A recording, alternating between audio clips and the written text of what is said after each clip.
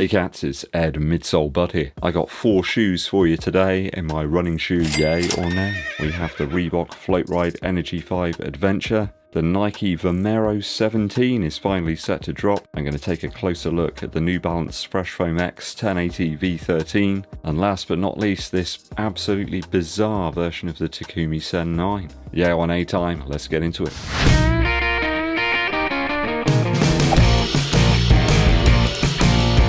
Thanks for joining me on this episode of Yay or Nay. This is where I take a look at some forthcoming running shoes and let you know if I'm going to pick up a pair of these or not for review. This isn't me saying that the shoe's absolute treasure or trash. I wouldn't know that until I got it on foot and in hand. This is just if I'm going to pick it up for review, so just so you're aware. If you're enjoying the channel but you've yet to do so, and many of you have not done it yet, hit that subscribe button, it really does help out.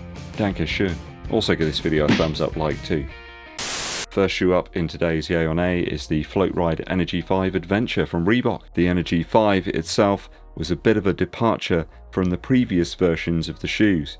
He had a more rigid section there in the arch, which actually gave the shoe a little bit more snap. It wasn't quite so soft as before. A few people did mention though that they found the standard version a little bit too rigid for them this time, but you can't please everyone, can you? I guess it's something a little bit closer now to the Adizero Adios 6 or 7. That soft FLOATRIDE foam that you've got here in this shoe is about a Shore A28, which is like the average, I guess, for all of the shoes I've tested, so not sure why people think it's that soft, but this new adventure version could make it an absolute winner for the winter months. As things get wet and slippery out there, you need shoes that are optimum for the weather conditions here in the UK. Now we've got a Cordura material here on the upper. I did have to do a bit of research on this stuff. I think this should provide a very durable yet water resistant type feel, and you've got a lug filled outsole there to give the wearer a little bit more grip and grab on the terrain. You'll be interested to know that Cordura is the material that was used to make all of Jarvis Cocker, the frontman from Pulp's, trousers in the mid-90s.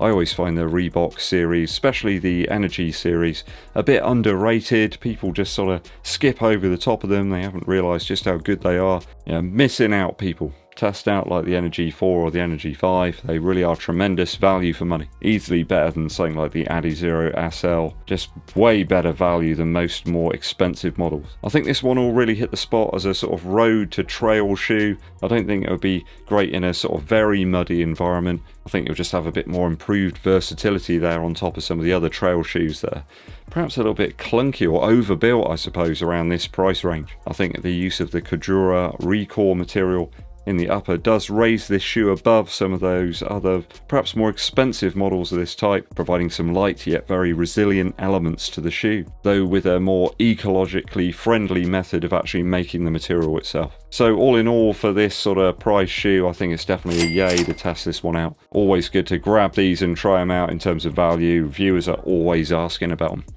Shoe 2. It looks like the Vomero 17 is finally set to release in the UK. I bet it appears on Nike's website in the next few days. It does look like Sports Direct have a pre-release date there of October 24th. So I reckon we'll see it on Nike's online store before that. At last, we got some closer look, good quality pics of the shoe. It appears to have some quite considerable midsole walls around the rear of the shoe there to control the foot through the stride. Of course, we've got Virgin ZOOMX Pebax foam underfoot this time. That's no doubt going to give us some additional lightness and cushion there. It's very resilient stuff. And interestingly, we have a third iteration of Cushlon material as the main carrier foam. I'm not sure what happened to Cushlon 2, but you know, we'll skip over that, just like they did with Cushlon 2. The outsole, almost an octopus-like sucker affair, certainly in the heel area anyway. Reminds me a little bit of the Streak 7 outsole, which had a strange segmented lug setup. Now in the Vomero 16 we had an air unit in the sort of mid to forefoot area. It wasn't huge, but I certainly liked the presence of it underfoot. That's been removed in the Vomero 17 and we've just got foam this time. Maybe it's Nike's bid to start distancing themselves from air units in their running shoe lineup. Maybe the manufacturing process is just that little bit cheaper or something. They can save a few bucks. Maybe there's just less to go wrong in terms of building these shoes without those air-filled bags. I absolutely love the Vomero 16, so it's certainly going to be a yay this time round to test out the 17. Very similar price point I anticipate here of about 145 quid. Sorry, Earth credits here in the UK. I hope we see a few more interesting colourways though of the Vomero 17. I've only seen some quite boring ones so far, don't really do much for me. It's sort of black and white one, you always get one of those with Nike shoes, don't you? And a predominantly white one with a few red sort of sections on there.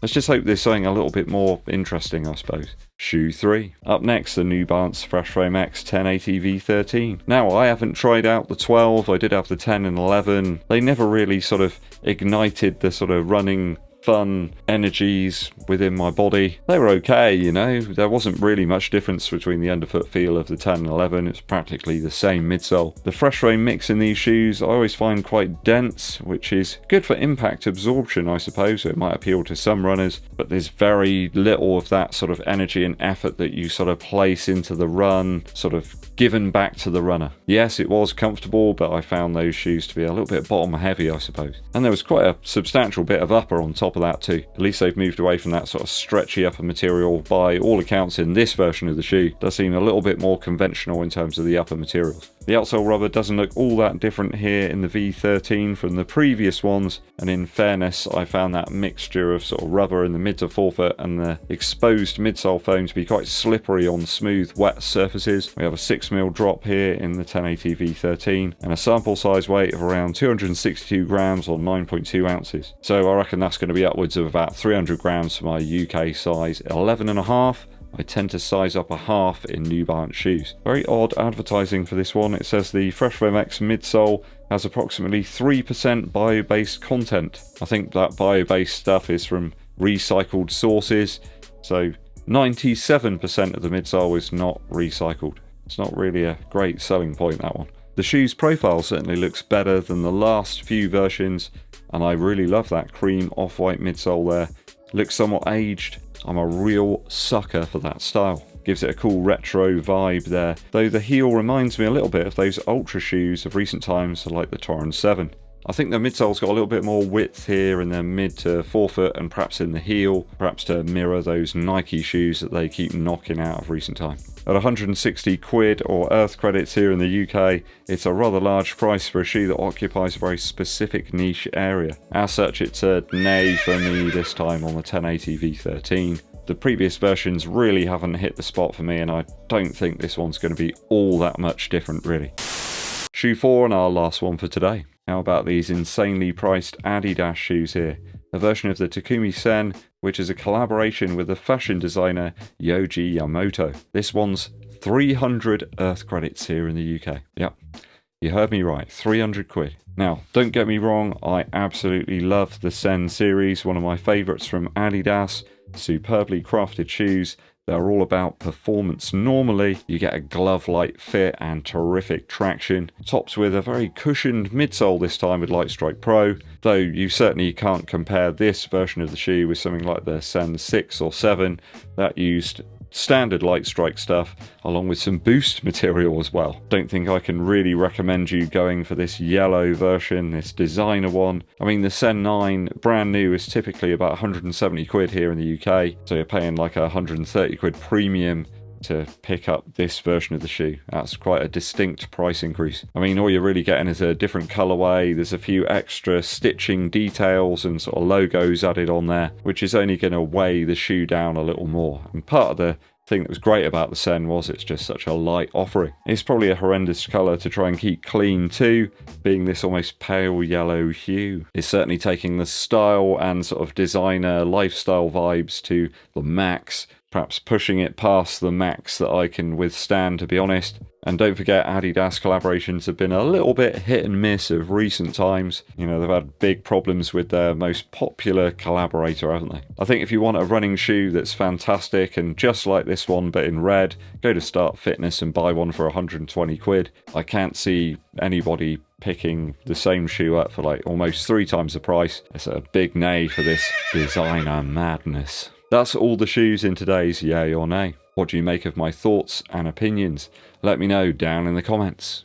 Musical interlude today comes from Ben Folds 5 with Whatever and Ever, Amen. There's some fantastic piano playing on this record. In fact, just musicianship all round is stunning. I think it was released back in 1997, but it stands up really well by today's standards, I suppose. This is the brutal song for the dumped. Well, it sounds like Ben Folds is going to, rip a few of the keys off. Some of the piano strings have gone for a Burton. I really love the track Kate as well. Some really interesting drumming there. The time signature's really off the wall. I was talking to one of my students about that track actually. He was trying to figure it out. It's a really interesting time signature on that track. There's some wonderful piano sounds on this record.